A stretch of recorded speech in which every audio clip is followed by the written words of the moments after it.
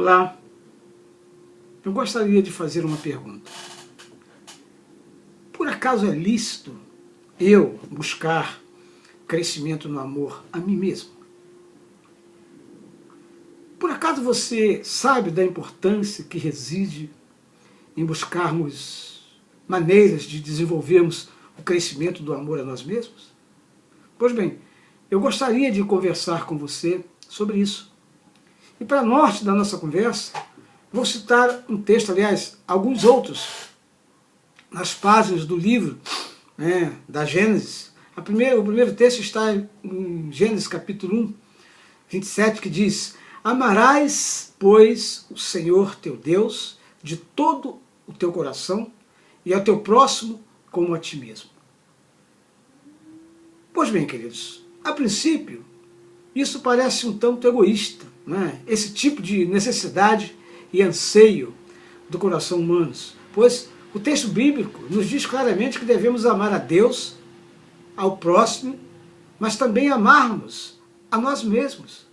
Mas seria correto isso?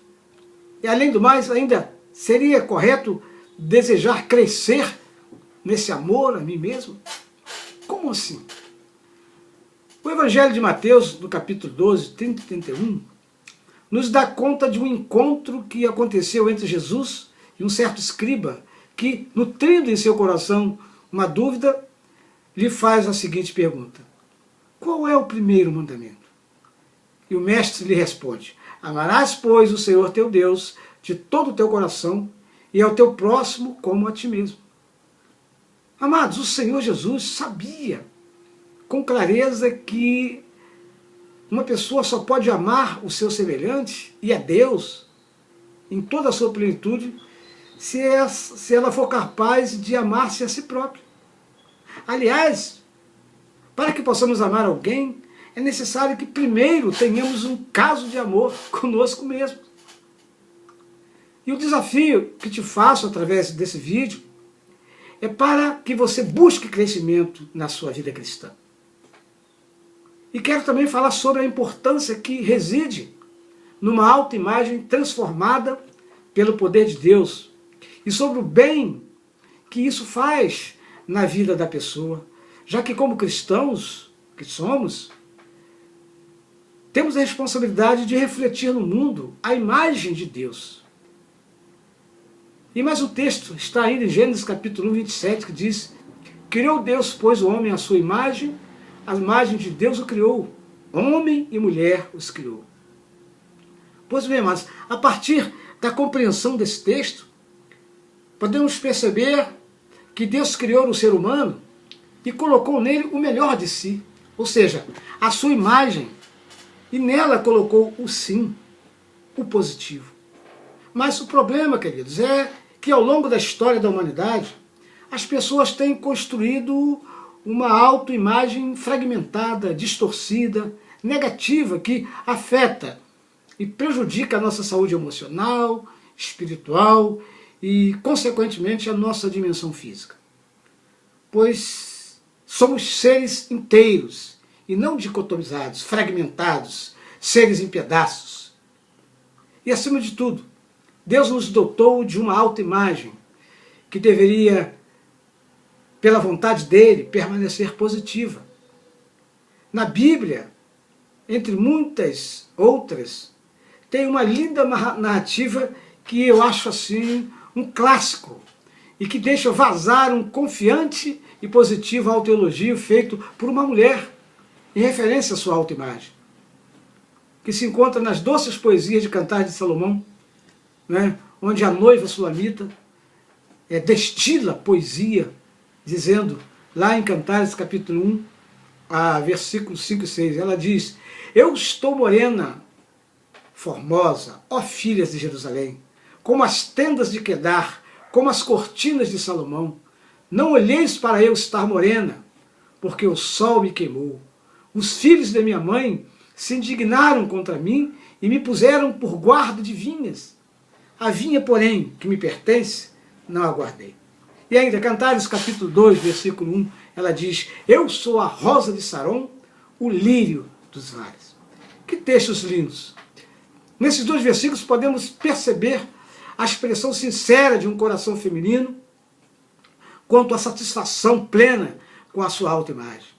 A forma como a pessoa percebe a si mesma tem importância vital na formação e manutenção da sua personalidade. Porque, queridos, nós como cristãos precisamos trabalhar em nós essa dimensão da pessoa.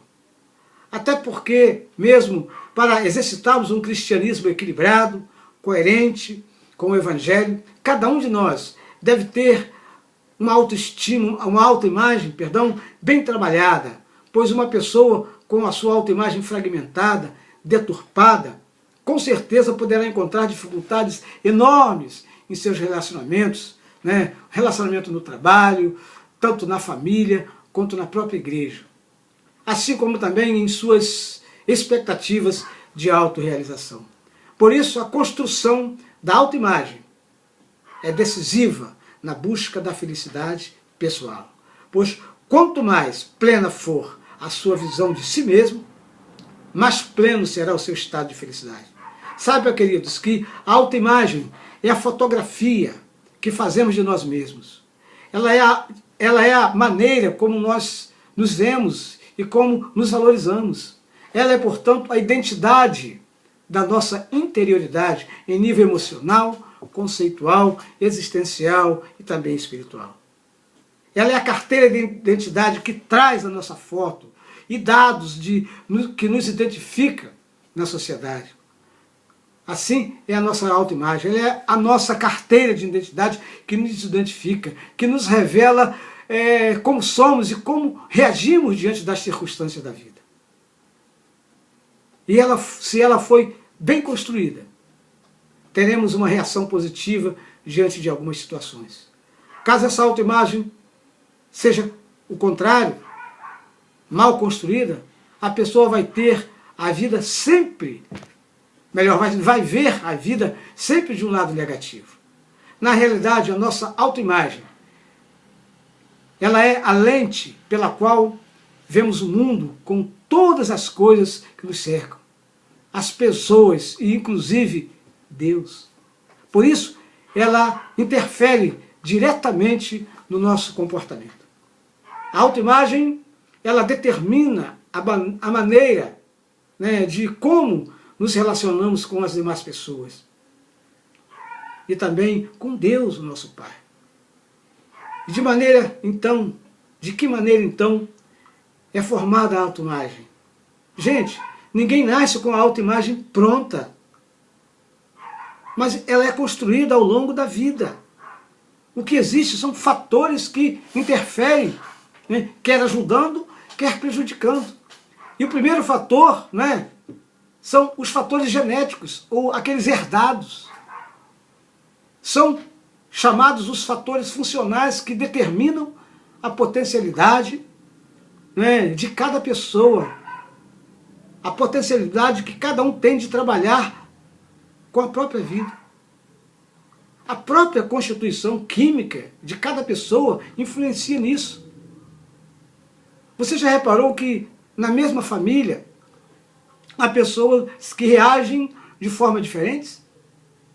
Tudo isso por causa do seu fator funcional, individual. E segundo fator é o sociocultural, decorrente das influências, né, educacionais, as relações sociais e os relacionamentos de um modo geral. Se vocês se lembram, quando o psicanalista e especialista em família, Luciano Vilaça, fala sobre relacionamentos familiar e conjugal, ele diz que nós trazemos das nossas relações com as nossas figuras parentais primitivas certas internalizações de tudo o que presenciamos e ouvimos de nossos cuidadores, dos nossos vínculos parentais, né, durante toda a nossa vida. E que também trazemos legados que, de certa maneira, vão influenciar na nossa dinâmica existencial presente, onde tendemos a repetir e a reencenar os mesmos scripts absorvidos ali. Portanto, a forma de educação, quer repressora ou aberta demais, ela vai interferir na nossa autoimagem. Uma família, por exemplo, onde os seus membros não podem expressar suas opiniões, onde apenas eles têm que aceitar o autoritarismo e muitas vezes a tirania do outro, que às vezes aproveita, né, para explorar, para chantagear, pode contribuir para a construção de uma autoimagem fraca e negativa.